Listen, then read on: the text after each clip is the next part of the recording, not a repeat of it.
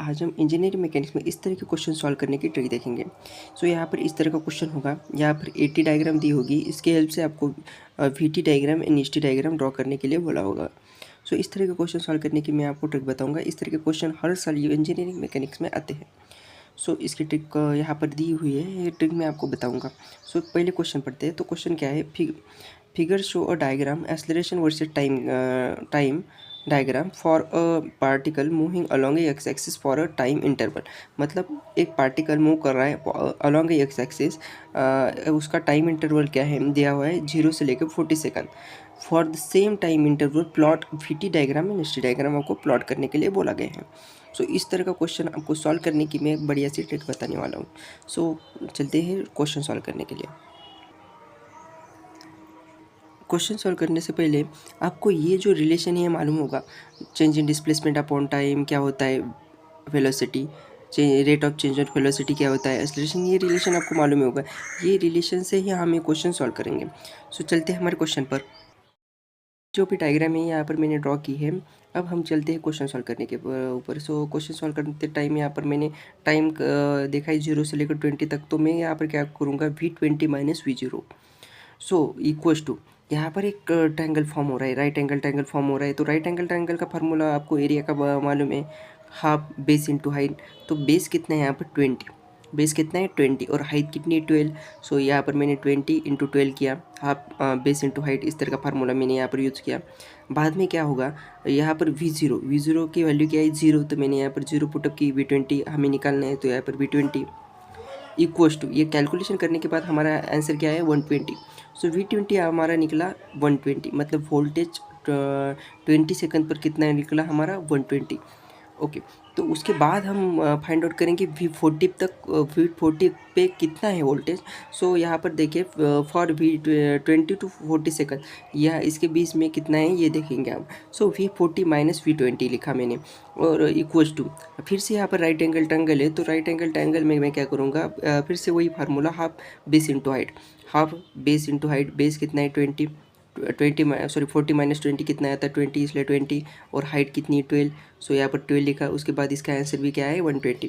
अब मैंने V20 की वैल्यू यहाँ पर पुटअप की, V20 की वैल्यू यहाँ पर 120 है, इसलिए 120, V40 माइनस 120 इक्वल्स टू 120 आया। उसके बाद V40, ये माइनस इस साइड गया तो प्लस होगा, तो 120 प्लस 120, यहाँ पर आंसर फाइनली आंसर आया 240। अब हम वेलोसिटी टाइम डायग्राम निकालेंगे। तो इस तरह की वेलोसिटी टाइम डायग्राम कैसे निकलते हैं, इसकी ट्रिक मैं आपको बताऊंगा। तो ये डायग्राम निकालने के लिए आपको ये ट्रिक याद रखनी होगी। जब भी इंक्रीजिंग ऑर्डर का इंक्लिनेशन होगा, डायग्राम और डिस्प्लेसमेंट टाइम डायग्राम निकालने के लिए आपको ये वाली ट्रिक यूज़ करनी होगी। ये वाली ट्रिक यूज़ करने से आपका 100% आंसर करेक्ट आएगा। ट्रिक है यहाँ पर, जब भी इस तरह का इंक्लिनेशन आएगा, तो आपको इस तरह का कर्व निकालना है। ओके, और जब भी इस तरह का इंक्लिनेशन आएगा, तब आपको इस तरह का इंक्लिनेशन निकालना है। ओके, उसके बाद इस तरह का इंक्लिनेशन आएगा और इस तरह का कर्व दिखा आपको, तो उसको 1/3 से मल्टीप्लाई करना है, उसके एरियाज को, इसके एरिया को आपको किससे मल्टीप्लाई करना है 1/3 से।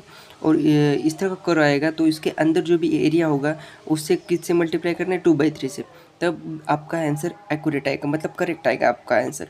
ओके, ये ट्रिक आपको फॉलो करनी होगी। चलते हैं हमारे क्वेश्चन पर।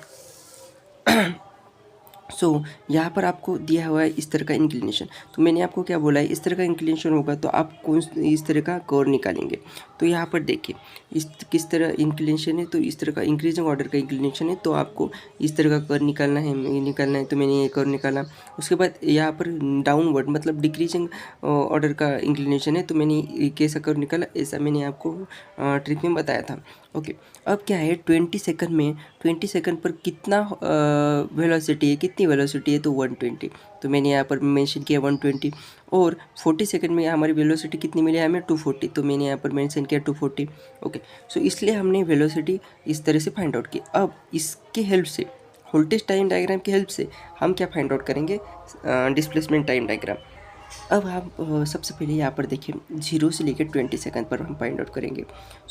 यस 20 माइनस ये 0। ओके, उसके बाद यहाँ पर मैंने क्या बोला, इस तरह का कर्व होगा तो हम क्या करेंगे 1/3 से मल्टीप्लाई करेंगे। मैंने पहले ही बोला था इसके अंदर के एरिया को हम 1/3 से मल्टीप्लाई करेंगे। सो 1/3, उसके बाद यहाँ पर बेस कितना है 20 और हाइट कितनी है 120।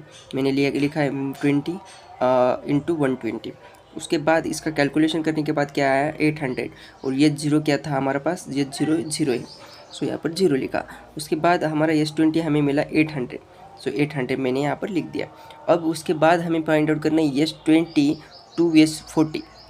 S20 टू S40 के लिए हमें डिस्प्लेसमेंट फाइंड आउट करना है। तो हमें सबसे पहले यहाँ पर S20 में S40 माइनस S20 मैंने लिखा। उसके बाद इस डायग्राम को गौर से देखें, इसमें एक क्या आ रहा है, रेक्टेंगल आ रहा है, और रेक्टेंगल का फार्मूला मैंने सबसे पहले यहाँ पर लिखा।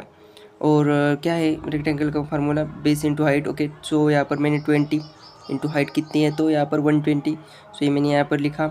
उसके बाद यहाँ पर मैंने आपको बोला था इस तरह का कर्व आ गया। अब इस तरह का कर्व आ गया तो हम यहाँ पर 2/3 से मल्टीप्लाई करेंगे। सो मैंने यहाँ पर 2/3 से मल्टीप्लाई किया, और इसके अंदर जो भी एरिया है, एरिया कितना है यहाँ पर, ये जो बेस है 20, तो मैंने बेस लिया। और उसके बाद हाइट यहाँ पर 240 ऊपर, मगर इसके नीचे वाली हाइट हमें माइनस करनी होगी क्योंकि हमने ये एरिया फाइंड आउट किया है। सो इसके 120 माइनस करेंगे, 240 माइनस 120। सो या 240 माइनस 120 किया मैंने। उसके बाद क्या करेंगे, S40 हमें S20 की वैल्यू मालूम है 800 थी, तो मैंने यहाँ पर पुटअप की 800। उसके बाद ये कैलकुलेशन करने के बाद इसका आंसर आया 2400।